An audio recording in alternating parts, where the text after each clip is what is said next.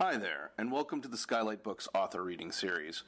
If you'd like to learn more about us and our many upcoming author events, please visit skylightbooks.com, where you can browse our inventory, buy books, and join our Friends with Benefits Club. You can also follow us on Twitter, Tumblr, and Facebook. To speak to a real live bookseller like me, please call 323-660-1175. Thanks for your support, and enjoy.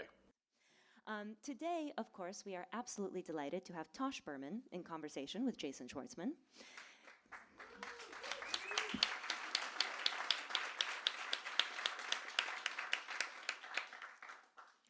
Jason Schwartzman has been listed as one of the top 10 most stylish men in America by GQ magazine. He is an actor, musician, and screenwriter who dramatizes the life of the mind in all its pathos, neurosis, and glory on Jonathan Ames's HBO show Bored to Death. He makes being a writer look so easy. Now, I know Tosh Berman as a beloved regular here at Skylight, and every now and then I do see him out in the wild, and I enthusiastically wave, but he's never once seen me because whether he's walking down the street, at a cafe, or at the movies, he has always got his face in a book. And I think that's a wonderful quality in a person. Tosh, growing up in Wallace Berman's world, is his third book. Of course, some may wonder what it's like to have a world-renowned famous artist for a father. I think it gives you incredible insight into what fame means, the dedication it takes to get the work done, and the difference between the artist and the individual. I also think it's fun being cool. Like, yeah, man, I'm cool. I was born cool. I've been practicing a really long time. Some may wonder what it's like to work at one of LA's premier bookstores for nearly 20 years. I think it gives you a chance to interact with some of our era's most exciting artists, actors, musicians, and directors. In this city, you get to see all the good ones, the ones who read. From book soup to beyond Baroque, as a poet and as a publisher, Tosh Berman has enriched the culture of our city for a very long time. This memoir is his third book, and my goodness, it has been warmly well received. It has been called sweet, affecting, intimate, exciting, exemplary, enviably glamorous, well-written, fast-moving, candid, funny, often disturbing, exotic, bohemian, resonant, sublime, vertiginous, melancholy, highly amusing, often hilarious, keen, sly, informed, valuable, exquisite, eccentric, and fascinating. Let's please give them a warm round of applause.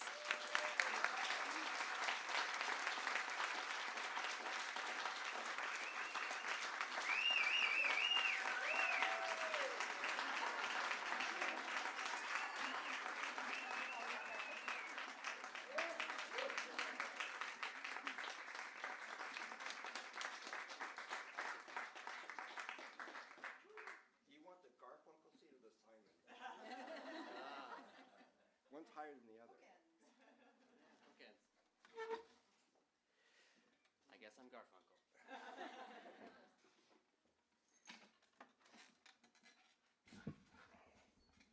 Hello.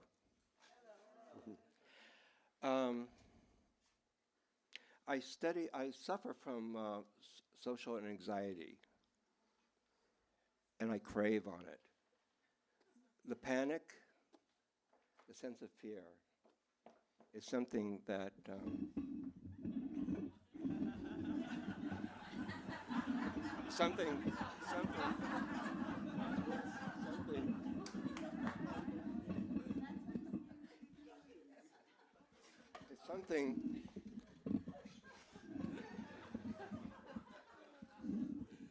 it's something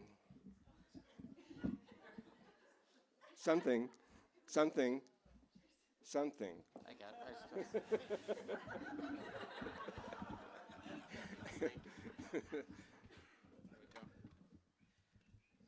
Okay.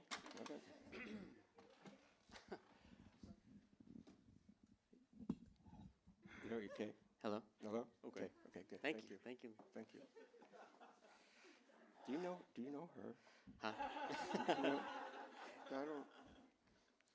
I'm going to do a very brief reading, which hopefully will give you the flavor of the book. And then we're going to have a little chit-chat afterwards.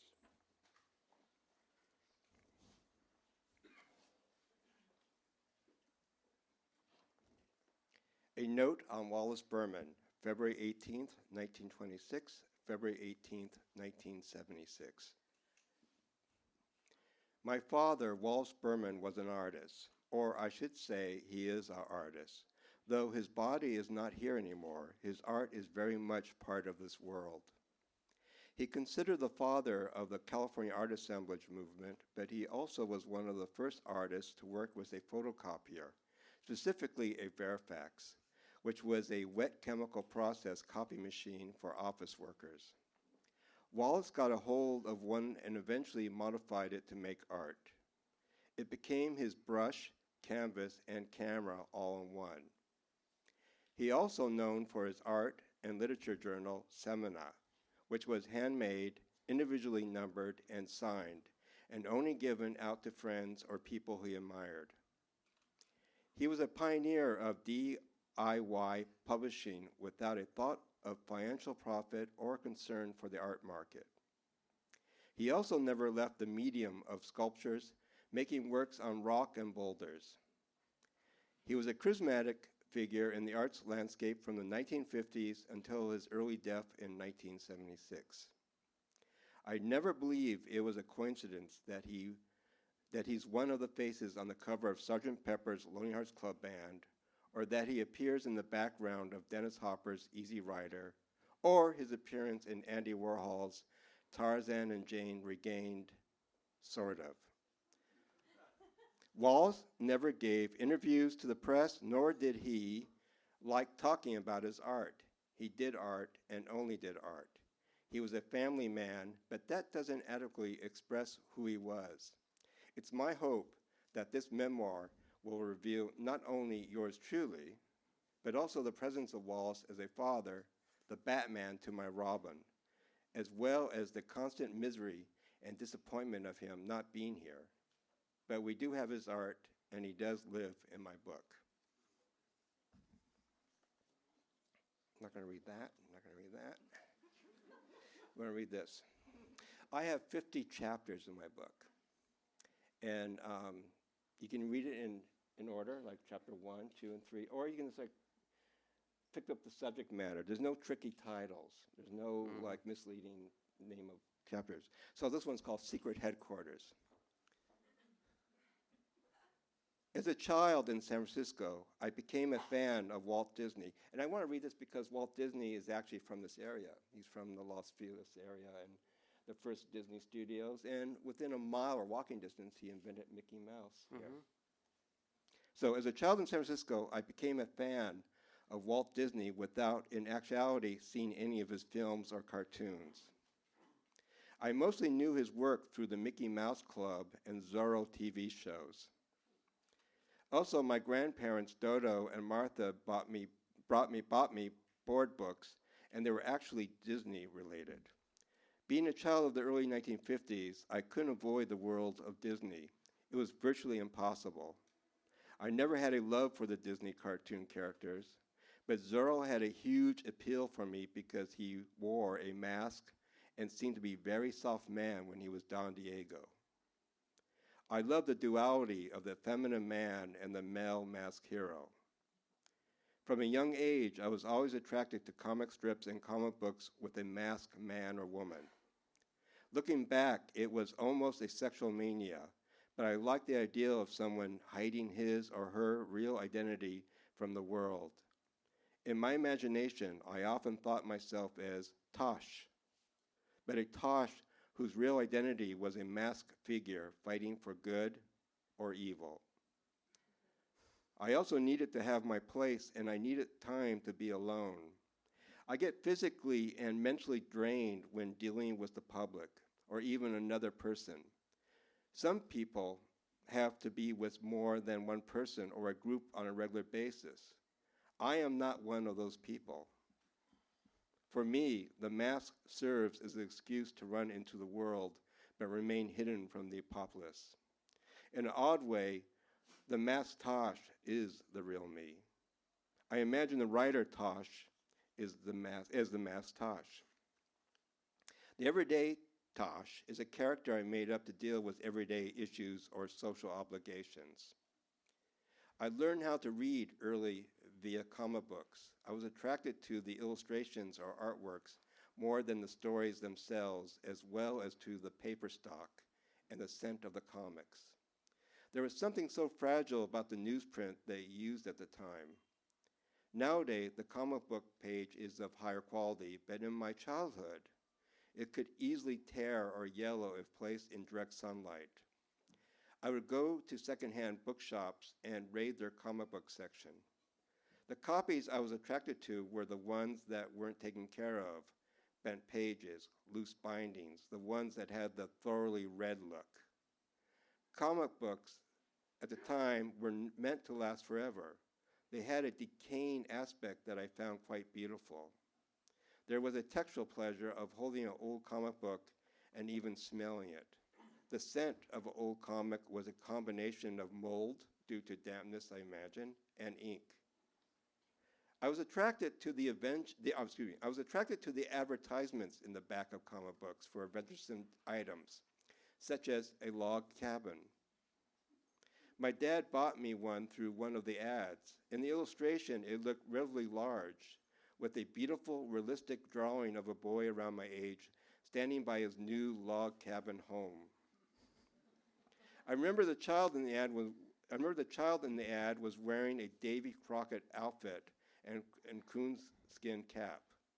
The way it looked in the ad, I imagined I would live in this log cabin all by myself. Perhaps I would have to hunt down animals for my food. The only animals I had at the time were my cats, and surely I didn't want to eat them. But in my imagination, there were wild boars and maybe a cow or two in walking distance from our house and my soon-to-be new log cabin residence. When the package arrived at our Beverly Glen home, it was one of the happiest moments of my life, till I opened the box. The cabin was a large sheet of plastic with a design on the outside that resembled a log cabin. What you had to do was attach it to a large table and then go under the table. I was disappointed. In Beverly Glen, I'm jumping around here, so look, I'm a really good editor, so I can go from one section of the chapter to another, and it just seems seamless. So now, in Beverly Glen, I had my secret headquarters, which was a space that was entirely mine. I must have gotten the idea from the comic books. To be more precise, I saw the hideout as something between Batman's Batcave and Superman's Fortress of Solitude, a fantastic name for a secret headquarters. My fortress was in the backyard underneath some growth from a tree. In this space, I hid some stuff, most likely a toy gun and other toy weapons. No one knew about this location, and the fact that it was 10 feet away from the back door somehow made it more of a secret place to me. And believe me, this location was a total secret. Well, I'm sure my parents knew it was there, but they respected that it was a secret and never mentioned among themselves in conversation, in case the room was bugged. I spent a lot of time there, and to this day, I haven't forgotten the essence and scent of the greenery and the big tree that covered the area. It was a tree with large limbs full of green leaves that touched the ground, yet left a beautiful space to walk into. Perfectly refreshing, especially on a hot day, and dreamlike as well. It was the first location I thought of a truly and entirely mine. I moved some of my books in there as well, noting which ones could last in the outdoor weather. But mostly, I would enter and just sit there and let my imagination go. It wandered everywhere, but always came back to that place, and a lot of the time I imagined myself designing the interiors of the space, though I enjoyed it as it was wild, and it always seemed to me ripe. It wasn't as grand as the Batcave or as odd and cold as the Fortress of Solitude, but nevertheless, it was a place where I could go and be by myself and not be bothered with the evil forces out there on what was known as Earth. To this day, I think of my house that I live in now as a version of that secret headquarters.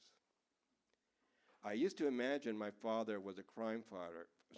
I used to imagine my father was a crime fighter, and I would help him in a manner that was very much like Robin working with Batman.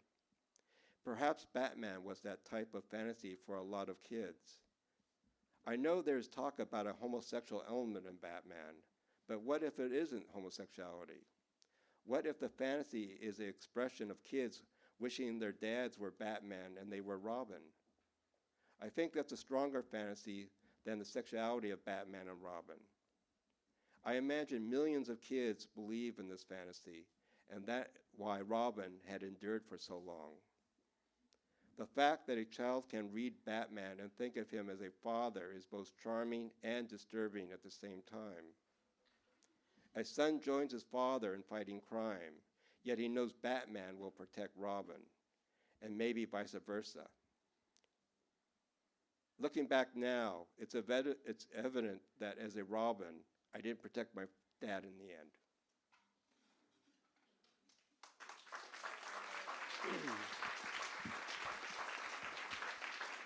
And that is the essence of the whole book. That's one of the longer chapters in the book as well, wouldn't you say? It is, because my chapters are very short. The book is, well, first of all, Tosh is one of my dearest friends. I love him, and he has, well, I can feel the moment, I can see the moment when you entered my life, how it changed, even physically, just the things I began to be surrounded by. We sharing music with each other, books with each other, stories with each other, walking around. Yes. And I was looking around today just at my house and just looking, oh, I got that with Tosh, and it was such a nice, you are literally a part of my life, and so it's an honor to do this, and I hope that it's all right. Not really. It really is. What's that? There's some problems, but we will okay. I know. Don't. It's whatever. I'm going to start with a very simple question, but I am curious. Why now did you decide to write a memoir? Well, first, it took me 10 years to write this book, Tosh. And I wrote it because a gentleman by the name of Kerry Lauren from Detroit was editing a special art journal online at the time. And Kerry Lauren was part of the group or art collective called Destroy All Monsters with Mike Kelly and Jim Shaw. And Kerry Lauren was the power trio person. And he came up to me at the time to ask if I would write something about my father. And at the time, it was totally unthinkable that I would even think of writing anything about my life or my family in that sense. Why? Because I was sort of taught by my father not to write about the family, really, in a certain aspect. And it wasn't like a law type of thing, but just something that I was not encouraged to share with you. Room full of people. So when you leave, don't tell anybody that I'm here talking to you. But but when I wrote this 1,000-word piece for the website, I really enjoyed the process of writing, and I really liked the writing. And also, more important to me at the time was the feedback from that piece.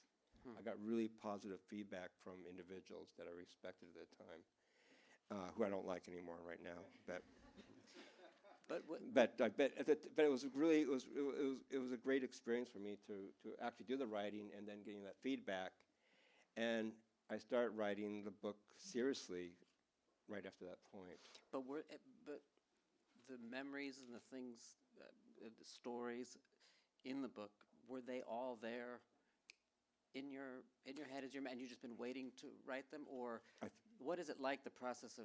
I believe so. I mean, in a sense, my childhood is most vivid part of my life so far, and it stands out more than anything else than my adulthood, for instance. Though, definitely as an adult, I find great importance and enjoyment and et cetera, et cetera. But definitely that my childhood had such a vivid stamp on my memory and my who I am that I still, to this day, feel like a child. Like, for instance, I'm probably way older than a lot of people here, but I still feel like a child in front of all of you. So that has never gone away. I still feel like a kid or a child, and I think it's, of course, it came from my childhood and how I see myself. And I basically see myself as the character in this book. That hasn't changed at all. Was there stuff that you wrote about this period that's not in the book that you decided to remove? There's people I left out. I'm surprised I left out because they were important in my life. But it's sort of like first thought is the best thought in a sense, and I just worked on that on those thoughts. I very rarely added new memories, or if I did write about somebody else, I feel like I'm being sort of forcing that person into the narrative of the book, and I didn't want to do that. I want sort of a more organic process. The book, I think the chapters are they're great because it says chapter 3 and then parentheses what the chapter's about, which is great, I think. They're short, and it's funny because they feel, I feel when I read it, I don't know how to articulate this, but that it's not you, this Tosh, telling me these stories. I feel like it's you at that age, like you managed to be the age I feel when I'm reading, almost like it's a diary of the time. I mean, it was a very intimate feeling. It didn't feel like you're writing from a distance. No distance. I mean, again, my memory of those years, my childhood years and teenage years. So I was right about that. Yes. You get an A for that. No. There's 8 more, but that's pretty good so far. Okay, that was a true false. And, okay. But it's again, my childhood is more prominent in my life, and also I'm very fortunate to have been photographed by my father at a certain age from a certain time. So when people see me, they think of me of that age. I mean, I think the identity of Tosh is very much me as a teenager or as a child. I don't think many people think of me as an adult. I mean, I don't think that people have a picture of me.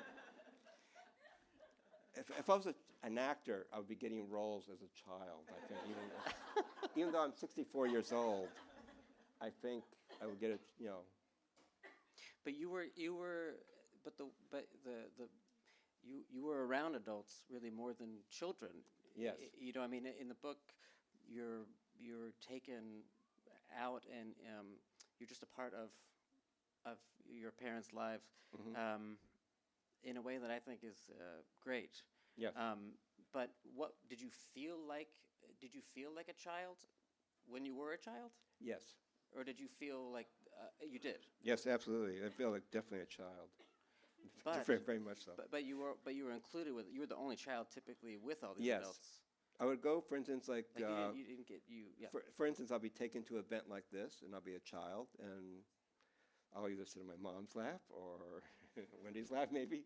But nevertheless, I'm at the presence with adults, for adults, and not a kids' event. I have very little memory of going to childhood events or child parties or children parties. I remember mostly, all my thoughts are exclusively about going to gallery openings or going to, Marcel Duchamp's opening at the Pasadena Museum. Yeah. Or that's a great story. Which but I have no. I really didn't.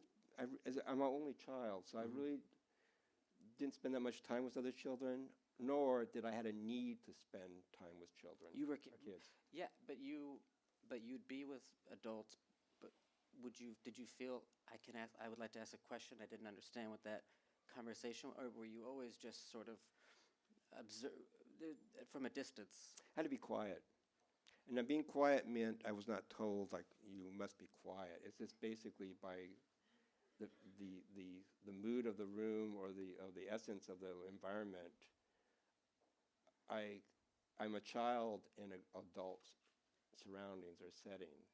So therefore, I cannot be a kid doing kid stuff really in an adult world. I can't be running up, right now, as a child, I could not be running like crazy around here and do that.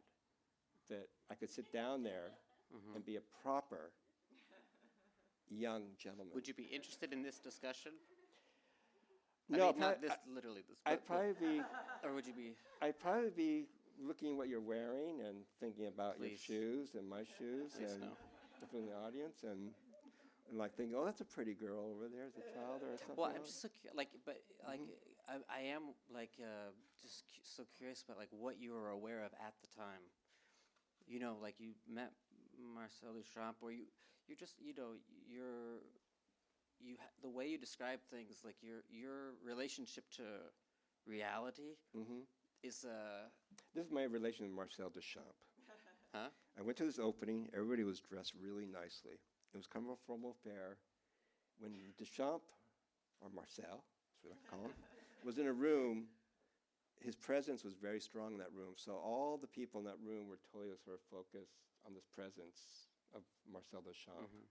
And at the time, you have to it's not Marcel Duchamp as we know him in the 21st century. At the time, he was still like an underground cultish figure, and only artists like Marcel Duchamp.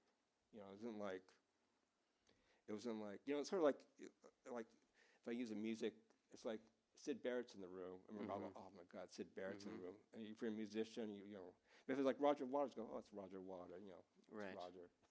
Right. That's a crazy analogy too. But Marcel Duchamp was such an incredible presence for other artists at the time, not for the general audience, audience. But to me, I knew he was French, and that made a huge impression on me because he was a foreigner, and the French was always kind of a glamorous picture of somebody at the time. And second, I knew he was an artist, and he made a sculpture with a bicycle wheel. And as a child, the bicycle wheel is so common for any child. I mean, I didn't ride a bike at all, but I know people had bicycles, and I've seen bicycles in comic strips and books, and So his bicycle wheel had a huge impression on me. And seeing the bicycle wheel on a stool meant a lot to me because I totally understood the piece. It's a bicycle wheel. Right. And I was like, and it had such a profound effect on me that it's a bicycle wheel. As a child, I know it's a bicycle wheel. And that's all I cared about. I didn't think about is this art or not art, or a ironic piece of work, or a ready-made, or the theories or the background. I just know it as a bicycle wheel. Right. And I loved it as a bicycle wheel. Right. And it was my memory that it was a very nice bicycle wheel. It was a very, very Have nice you seen it bicycle. since? Have you seen it since? No, but I've seen so many pictures of it. Right. That's another thing, because my parents, my dad would have a photograph of the bicycle wheel on his studio wall or somewhere in the household, so I knew the bicycle wheel.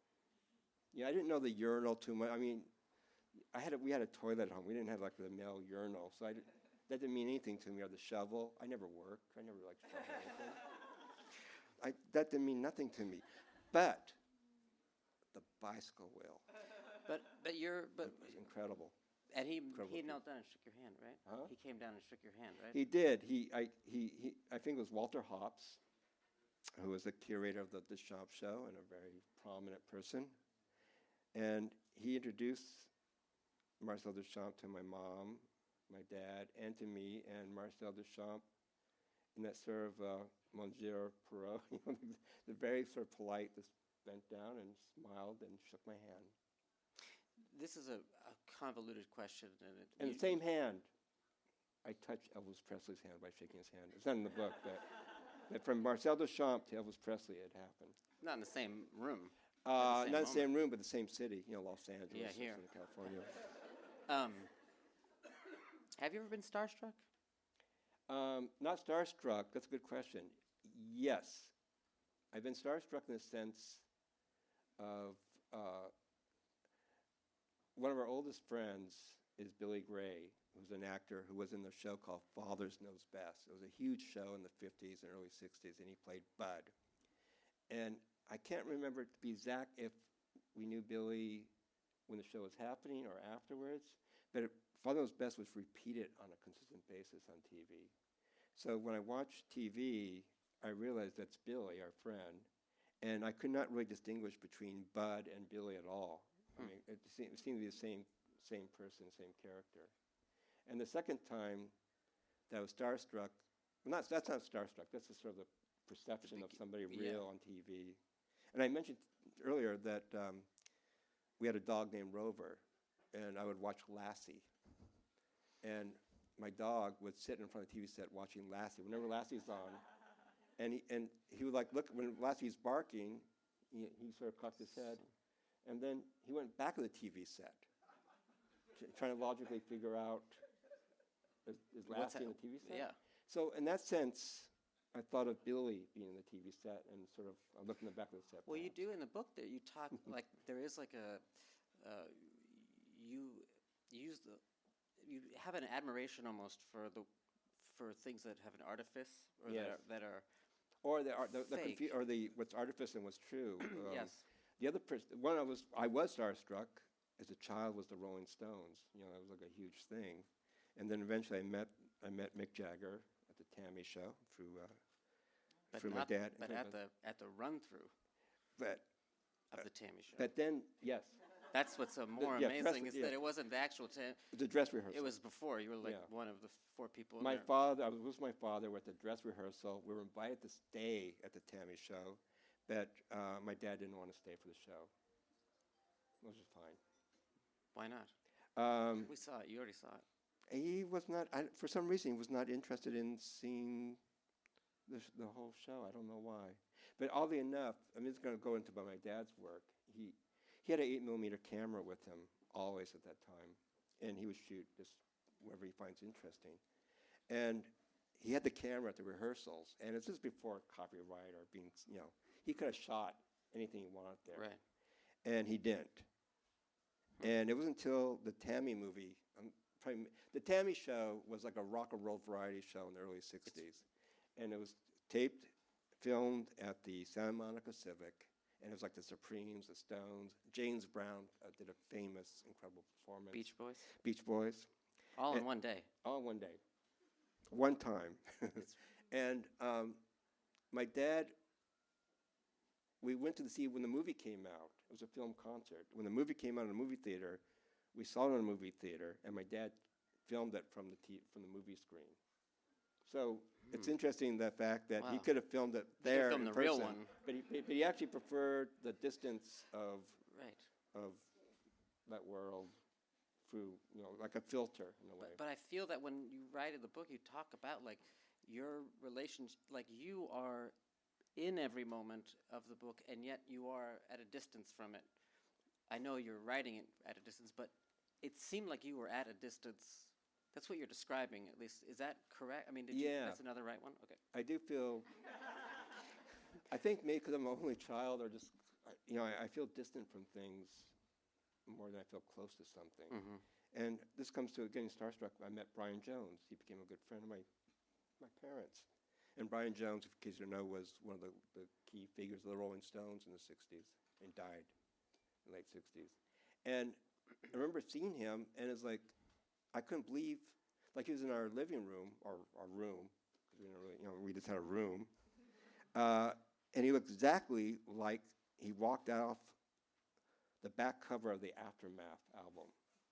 Black turtleneck, white jeans or white pants, and like sort of desert shoes. Right. And I'm thinking, God, he looks exactly like his photograph. Like he looks like Brian Jones of the Rolling Stones. And sometimes when you meet somebody famous, there's always something, like a pimple, or there's something, they look real. Or they have a stage persona. Yeah, but Brian Jones looked exactly like Brian Jones. How old were you when that happened? Like 10 years old or 9. But I was very impressed how somebody could be that way. Like, how did he physically get off the album cover into the living room? It was like a Twilight Zone type of episode. Were the pants very tight? I'm always curious when I see photos of very tight pants. I did look at the crotch area, I remember, but I don't recall anything. I mean, but were people skinnier and tighter then? Do you feel that as No. a rock star? So was there I felt tightness? the skinny part came in the 70s. Skinnier in the 70s. Yes. He struck me as a very well-built. well-made figure. Well made. Huh? He was Very put well together. made. And the haircut was perfect. I mean, everything was like so incredibly perfect. It was amazing. But and then but this relationship to fakeness and Los Angeles, because that's a big, to me, the book really is. I'm from L.A. and you're from L.A. and I'm from Los Angeles. Los Angeles. But there's Los Angeles, San Francisco, London, Larkspur. Yes. And each city or town It really is a character in the. It's a strong character in my book, very much so, very strong. But your Los Angeles upbringing is always like I love when we walk around and you say, oh, that used to be that, that used to be that. But as a kid, when I was reading the book, I realized, oh, you were in Los Angeles, but you were a bit more I don't know what the right word is, but you were in Topanga Canyon. Yes. But you were in Topanga Canyon, and it was 40 minutes to get to. 30 minutes to 40 minutes to get out of the canyon. It's basically 2 lanes going in and out of the canyon. So you're between Malibu, Santa Monica, and then you have Woodland Hills on the other side. San Fernando Valley, and canyon areas are very interesting to me because it's a very restricted area. It's a very, you're sort of trapped between 2 worlds. I never felt like Topanga or any canyon is the world. It felt like I'm a bridge between 2 cultures or 2 societies. And I did not like, as a teenager, I did not like Topanga. Really? Because... Hot. Too hot and dusty. It was dusty. I mean, that's what. It was. To tell you the truth, it's like it's a secluded culture. At the time, it was like the whole hippie thing was exploding, and I think the whole hippie culture world was at its strongest and at its greatest probably like for a few months, and then afterwards it became like a thing or a fad or people with deep problems were attached to that culture. And Topanga, to me, conveyed the sour side of the 60s. And, there's people like Charles Manson in Topanga and stuff like that as well. But what I love in the beginning of the book, you talk about your father and music being so important to him. And then really it becomes, towards the end of the book, it's all about you becoming a teenager and how much music meant to you. But it was glam. It was not. Yeah, it was. You were put off in a way by the hippie, right? I mean, you escaped. Yes. Musically. I escaped. Music was always been my escape or my portal to another world or somewhere. But not a better life, but a more interesting life. You don't like Queen, though. You talk about that. I've been criticized for not liking Queen in this book by many people. I think due to that movie. Well, because of the book, people who've read the book say. Yeah, I actually got some nasty commentary. They don't like that. They don't like that. You don't like Queen. Nothing personal against Queen, but they're really a terrible band. You would. Well, I mean, for God's sake, it's so obvious. But if you are. You're surrounded by, growing up, you were surrounded by a life of, where art was a major nutrient or beauty. And as you then become a teenager, how were you extra snobby? Like, I don't know how to say this, but how do you, because what I always like, you are the most excited and adventurous person that I know. You're always looking for more and new music and new books. You're always on to something. I'm really hungry. Right now. Yeah, right. I mean, I'm really hungry for food. But I mean, but I could see, like, in my head, I guess I would think, a person who was treated, who was treated like a kid, but with all the adults, and invited to be, was welcome. How you didn't become how you still remain interested in things, that you're still open to things. A lot of people would be like, I don't know, I saw that in real life, the wheel. Yeah. For example, I had certain tastes as a child and as a teenager, but my father had a more advanced, he had really great taste, and he had a great antenna for He was what's out 4 there. years older than you. That's to be expected. But it's He had not that. A few years it's, experience. it's more. He had an understanding of like, for instance, he brought in like the first Velvet Underground album to the household, and to me that was like weird stuff. I mean, there's a song called Heroin. Yeah. Like, well, I was like 10 years old, 11 years old, and it's something as a child or early even teenager I couldn't like get into. Did you feel? By the way, can I just cut you off? Yes. No. Did you feel uncomfortable in those moments? No. And you talk in the book too about someone injecting heroin in front of you. Well, that's different. But yes, but Heroin, the song, and somebody injecting Yeah. heroin. But in front of you, that's different. did you ever feel scared? No, you always felt safe. Yes. That's I feel very secure, very safe in a sort of cocoon, nice. Very, my family is very structured. There's a Yeah. mom, there's a father, had grandparents.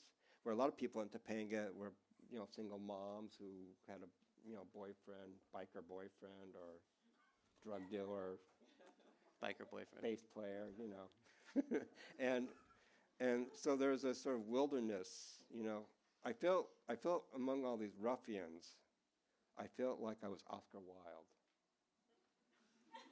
Yeah, you were. I had my velvet jacket on, Yeah. my flower, Yeah. centered the room with, something flowery. But and then when you got your car, you had music. You would drive people around. That is.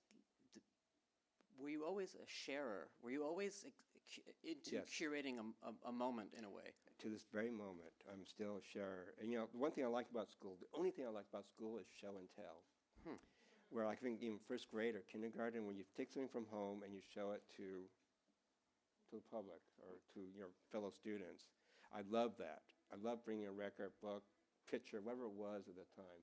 And to this day, I started a press called Tam Tam Books, and really, it's nothing more than show and tell. Right. That's all it is.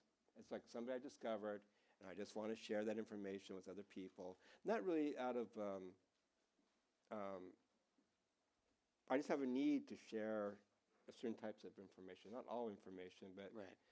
like there's a guy named Boris Vian I became totally obsessed with, and I just want to share that experience of Vian's Yeah. work to readers and the public. Was I just gonna? Oh, but there's a story in the book that I don't fully.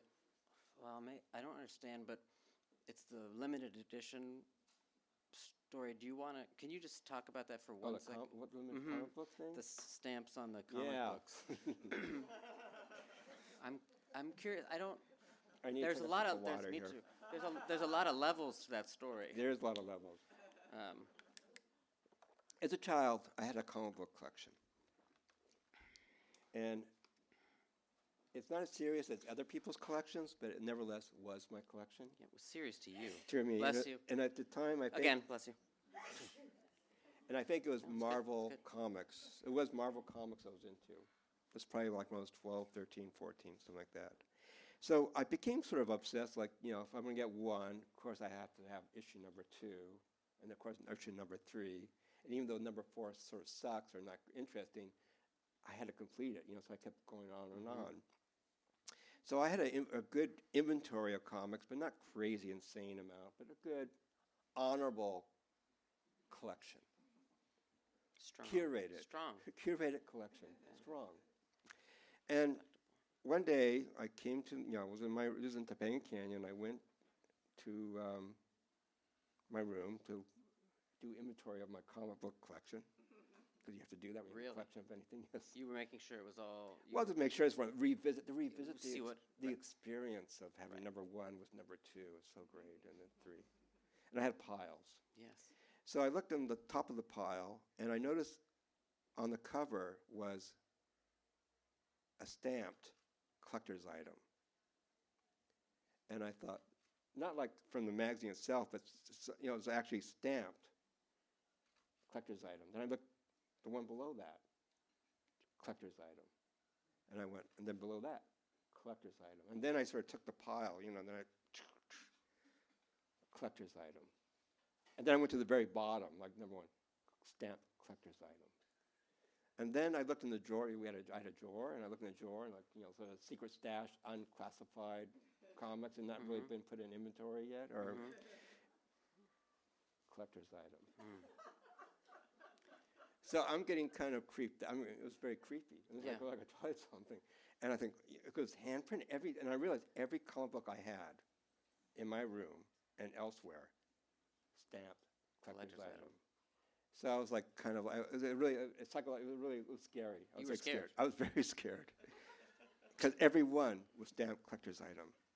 So my dad was always home. My dad was there in downstairs reading a newspaper, I remember.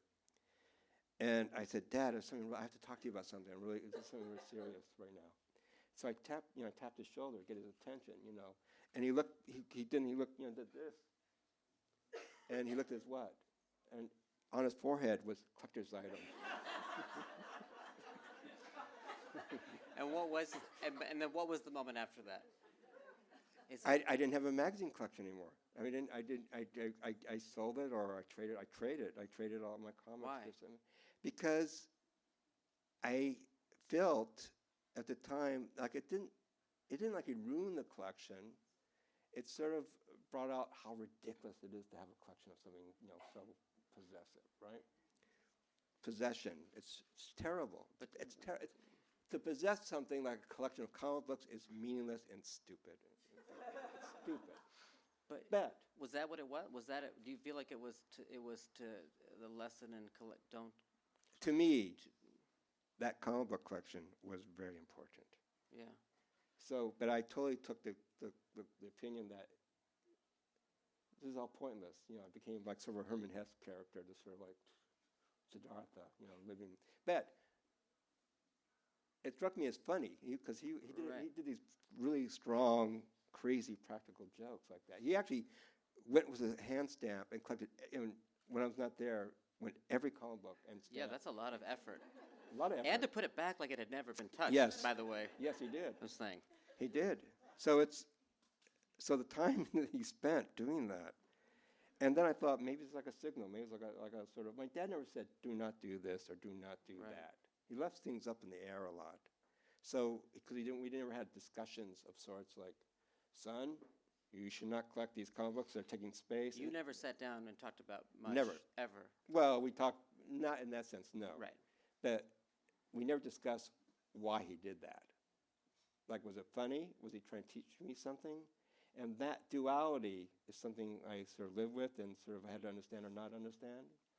And I didn't have a comic book collection afterwards. Have you collected any? Oh, sorry, go ahead. Yes.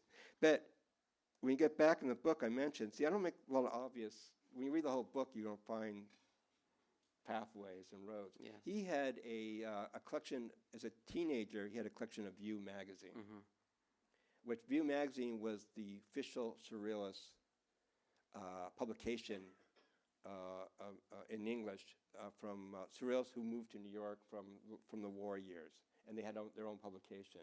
And my dad had a complete View magazine collection, which was obviously very important. At what age? That was probably when he was a teenager, like 16, 17. so similar. Yeah, and his mother, my grandmother, threw it out. And I suspect, I know he was totally upset about it. I mean, I just got that feeling that it was not a good thing that happened. So I think somehow, my comic book collection drew him. The View magazine comic book collection was sort of similar situation to him. And I think it's not like, since I lost my View magazine, therefore I'm going to destroy my son's comic book collection. I don't think it was that obvious thinking, but I think for him, he had to live without the View magazine, and maybe he thought, maybe I don't need the comic book collection. I don't know.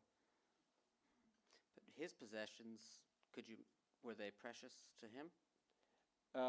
Did he collect things? He did not. No, not in that sense. He didn't collect. Have you collected? You're not really. I started collecting vinyl again recently. So I'm reliving my childhood again because I'm not grown up. So I'm still reliving my childhood. Yeah. Yes, I go. Keep it. What? Okay. What? Can I ask one more question? Yes, of course. What was the question? Limited edition. Well, because I always remember you told me a story once. I said I had like left something in a wrapper for a long period of time, and I said I'm afraid to. I'm afraid to ruin it, but then once it gets ruined, I don't. I kind of love it. And then you said this, and it kind of really affected my life, where you talked about the mudslide in your home and things being taken away. Yes, And- we had a mudslide in our home when I was like 2 days after Christmas. So we had a mudslide that destroyed everything. So the 29th. Yeah, 29, maybe it was the 28th actually. No. And we lost everything. I had not. I mean, the only thing I had was what I was wearing, and what was in my pocket at the time. So I did suffer a great deal of physical loss of sorts. Yes. And then when you were a teenager, the garage became your apartment. Many years later, And yes. you did have like a bat cave. I mean, it was It was like it was a your bat cave. lair. Or yes. And you weren't. But did you feel like I'm on my own now? I have my own. Not totally my own, because I was still part of my parents' house, but I feel like this is my private space. It's similar to what everybody feels about their room, but I had a more romantic view of my room. I had a more romantic aspect of what that room consists Did you have a of. record player in your room? I did. Bad room, yeah. Bedroom? Cocktail, bar, You had a cocktail bar? I think I made wine or something. You do there. talk about wine bottles being lined up on a thing. Yeah, And well, well, I could keep asking you a million questions, but But I'm should we ask the audience if they have Yes. a question? you guys, no. I haven't asked you. I haven't asked you yet properly yet. Do you have a question?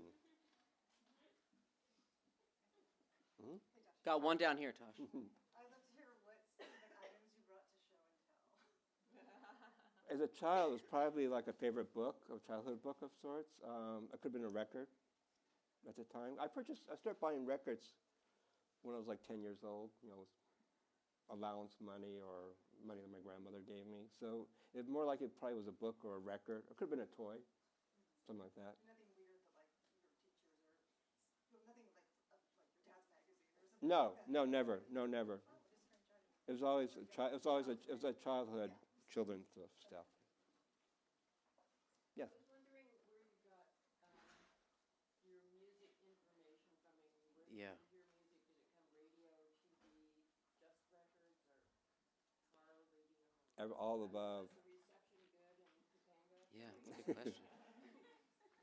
You lose it if you're going around the curve. One is through the radio, like KHA, KRLA. And then, like when I was as a teenager, KMET was like underground radio. And then what my parents or my dad brought into the household, and again he brought like the Velvet Underground, the first Bugs album, Captain Beefheart's Trout Mouse replica. Was that frustrating?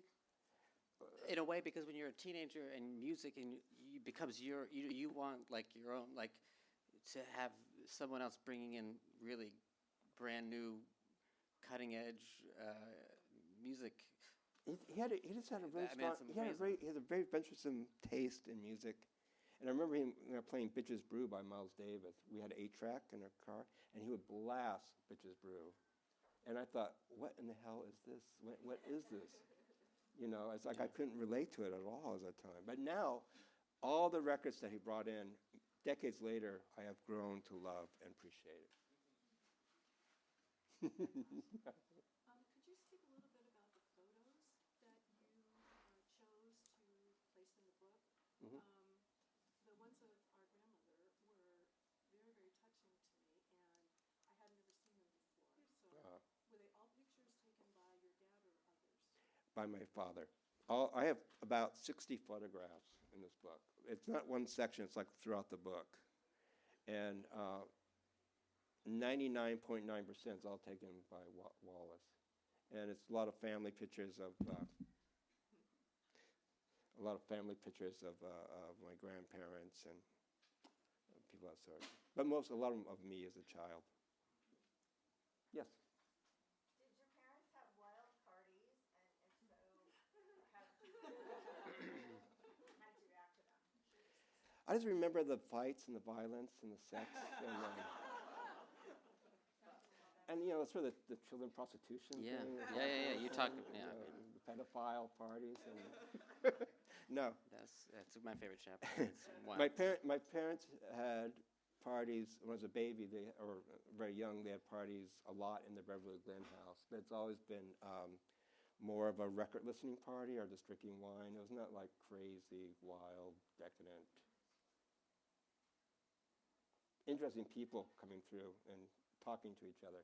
But it was a very, I won't say sophisticated, but it was a very, it was a proper attendance of interesting people. But so did somebody who came, like, make an impression on you, like when you met Ron? I was too young. I'll tell you, my first memory was being in the house in Beverly Glen was very small. It was it was a one room. I had a bedroom, even a child, and then the bathroom and a kitchen, and that's it. And as a child, my first memory as a child was, the way I was positioned, I could see the window outside.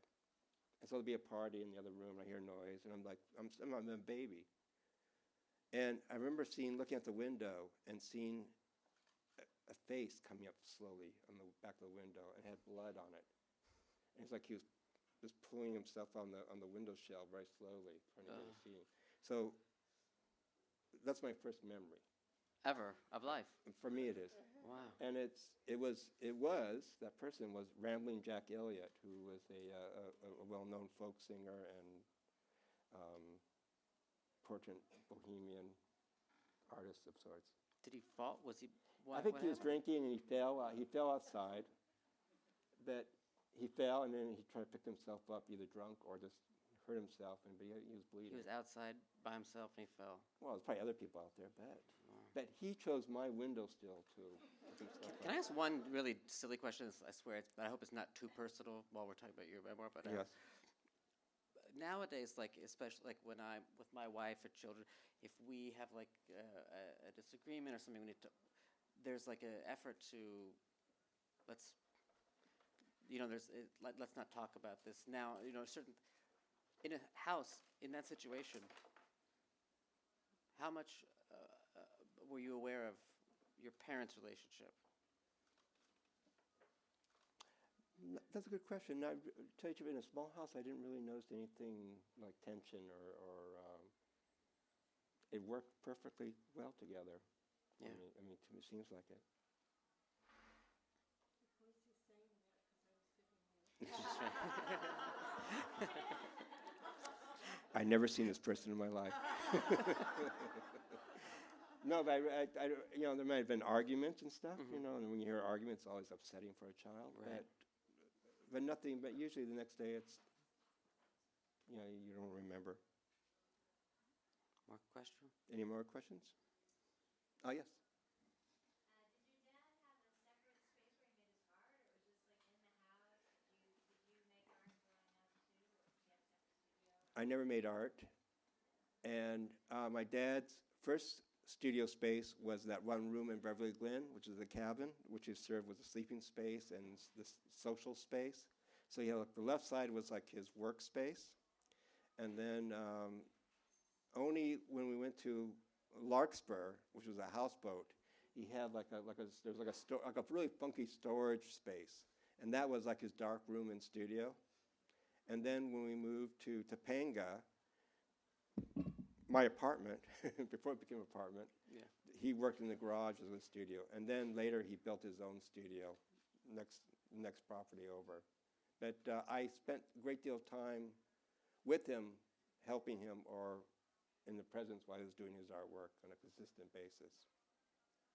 He pretty much took care of me because my mom worked during the days and my dad took care of me during the daytime. So that means being in the presence of my father as he worked. Was he regimented? Just because his workspace was at your home, it gets blurry, the lines between when you're working and not working. He seems to be always working. Always, Yeah, so it's always, it's not like a 10 to 5 type of situation, but he always did work. He was always working on his artwork. But you always could talk. You didn't feel like... Yeah, but sometimes I'm not talking. I'm just sitting there watching him do his work. Right. And I'm sometimes helping him. I help him hold the frame or help him. I was a DJ. I put the records on. And one thing he would do is play music over and over again. Music is, yeah. And not like he played 45 singles, I think he liked that format because it's the perfect song, A side. It's got to be perfect. And he's always looking for the perfect image for his hand, the radio transfer, and the translator radio. And so what I would do is play something like You Lost That Loving Feeling, not once or twice, but we're talking like 30 times in a row. And I would play like the Kinks, Who's Next in Line, over and over and over again. Would you get lost in that space too? Yeah, you do. It becomes almost meditative. At first it gets kind of, for me it got annoying, but then you just becomes this sort of like a noise, background noise. Can you look at the art and separate it from the music or no? Well, for him, I think it's a way for him to focus on the artwork. And he loved working with music, and he also played Paul Bowles' recordings of Moroccan musicians, and which are very chanting and very hypnotic. So I think even like a Phil Spector record was used in the same format. It was a very hypnotic background work from. Well, I don't have any more questions, and I know that you do. Do you feel like your father had the same, as an adult, attachment to his childhood self that you talk about you having? Excuse me? Oh, his childhood? Your father, as an adult, had an attachment to his, a connection to his childhood self that you have? No. No, I think his childhood was totally different. I mean, very, very much different. He didn't come from a really artistic background, so his more working class, or his family came from Russia, so it's a totally different environment and landscape. He pretty much discovered aesthetics and art through his love of jazz music and his love of Black American culture in Los Angeles, and in him going to the library in downtown and picking up poetry, and he got turned on by that. When you would talk about art or music, could you guys disagree with each other? Oh, no, because we never had discussions like that. Yeah. Well, I don't have any more questions except I love you. Yeah.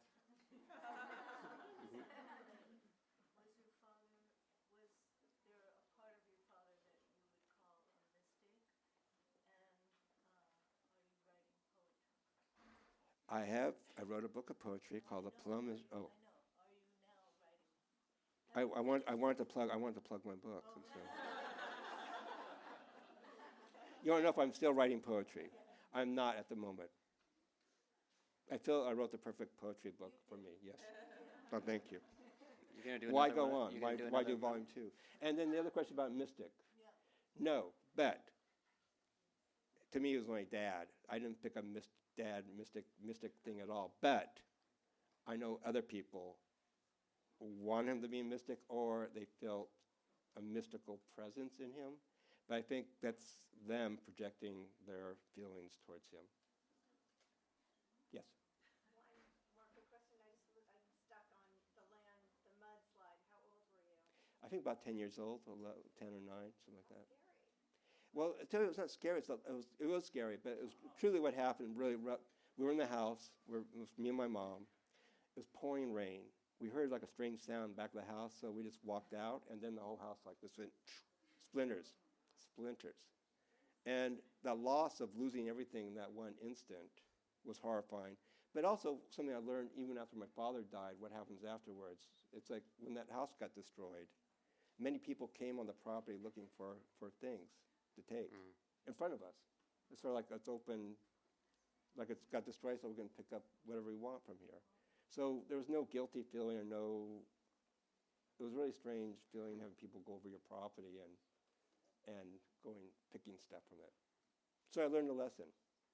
Was that before or after the comic book? Maybe your mystic dad was After comic books. preparing you for that. You knew that was coming along, you were going to lose the comic book.